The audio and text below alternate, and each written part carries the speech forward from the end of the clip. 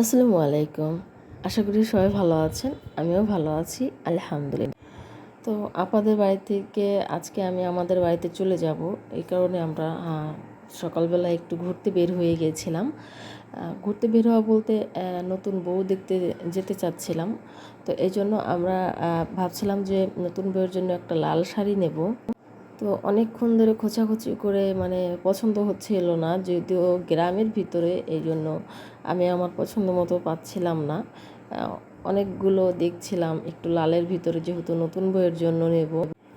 তো আপাও দেখছিল আমার সাথে সাথে যে কোনটা ভালো হবে, আর অতটাও দামের মধ্যে পাচ্ছিলাম না যেহেতু গ্রামের ভিতরে বাজারে।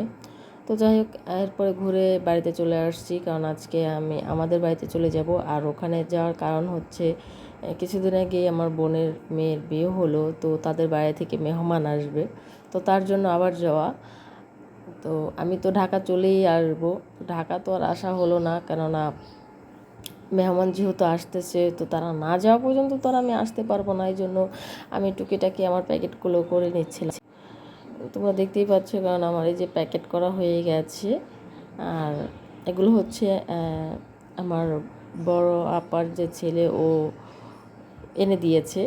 আর এই তো ব্যাগটা গোছানো হয়ে গেছে, চলে যাচ্ছে। আর আমি কিন্তু একা যাচ্ছি না, সাথে আমার বড় আপার মেজো ছেলে আছে, কারণ একা তো আমি চিনবই না, আর চিনলেও একা তো আমি যেতেই পারবো না। তো বাসা থেকে বের হয়ে গেছি। যেতে আমাদের বেশি সময় লাগবে না, হাইস্ট 35 থেকে 40 মিনিট সময় লাগবে বড় আপাদের বাড়ি থেকে আমাদের বাড়িতে যাওয়ার জন্য। তো ওই যে আমরা প্রায় চলেই এসেছি। আর অটোর ভিতরে দুজনে খুব দুষ্টুমি করতেছিলাম, এই যে, কারণ খেলা চলছিল, খেলা দেখতেছিলাম দুজনে। খেলা পাগল হলে আর কি যা হয় আর কি। তো মাঝখানে রাস্তার একটু রোডের একটু ভিউ নিয়ে নিলাম, কারণ অনেক ভালো লাগছিল, অনেক বাতাস ছিল। আর হচ্ছে আমি বাইরে গেলে ভালো ভালো ভিউ নিতে পারি না, কারণ আমার ক্যামেরা অন করতে খুবই লজ্জা লাগে। কারণ ক্যামেরা অন করলে দেখা যায় অনেকে তাকায় থাকে মুখের দিকে, যার কারণে আমি ক্যামেরা অন করে বেশিক্ষণ রাখতে পারি না। এটা হচ্ছে আমার জন্মগত স্বভাব, আমি বাইরে থেকে ক্যামেরা অন করতে পারি না। এরপরে আমাদের বাড়ির সামনে আসার সময় ফুপুদের বাড়ি, তো ফুপু আমাকে দেখে কাঁঠাল ধরিয়ে দিল 2টা, এই যে তোমাদের একটু দেখিয়ে দিলাম।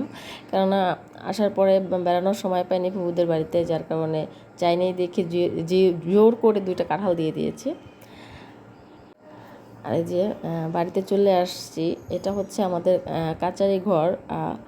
আমার আপা পরিষ্কার করছে, আর এই যে আপার মেয়ে লেপছে। তবে আমি দেখাই দিচ্ছি যে ভালোভাবে লেপে, যেহেতু লেপছি। সেটা আমাদের পুরনো ঘর, অনেক পুরনো ঘর, এই ঘরটা আমাদের ভাঙে না, কিন্তু এই ঘরটা যে আপাই বেড়াতে আসে সেই ঠিক করে দেয়, কেননা মা তো এখন অনেক বয়স হয়েছে, মা এগুলো করতে পারে না।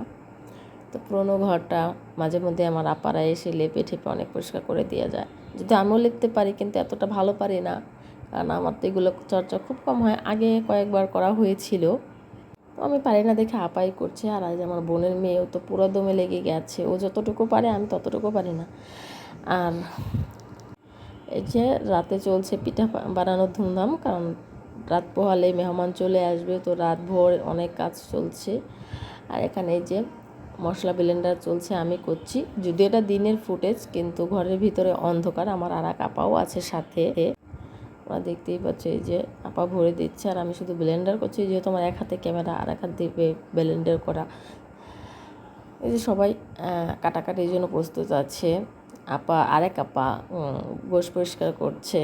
আর তোমরা জানোই আমরা 6 বোন এক জায়গায় আছি, আলহামদুলিল্লাহ, মাশাল্লাহ আমি নিজেই বলছি, কারণ এরকম অনেক বছর পর হয়েছে আমরা 6 বোন এক জায়গা হই না। তো বোনের মেয়ের বিয়ে উপলক্ষে এক জায়গা হয়েছে। আর এই যে হচ্ছে আমার মাওয়াইমা, ইনি অনেক কাজ করতে পারেন, ইনি এই যে দেখেন সব কাজ করছে, আর আমি শুধু ভিডিও করে যাচ্ছি। না কোনো কাজ পারি, না খেতে পারি, আমার দ্বারা কোনো কিছুই সম্ভব না। এই যে সবাই কাজ করছে, আমি দাঁড়িয়ে দেড় ভিড় করি। এটা কিন্তু সকালবেলার ফুটেছে, এখানে রান্না চলছে। আর এখানে এই যে আমি একটু কাজ করছি, আমি হচ্ছে গিয়ে দিন শেষে সবাই বলছে যে তুমি তো কিছু করলা না, তো আমি কি করছি, রোস্টটা ভাজছিলাম।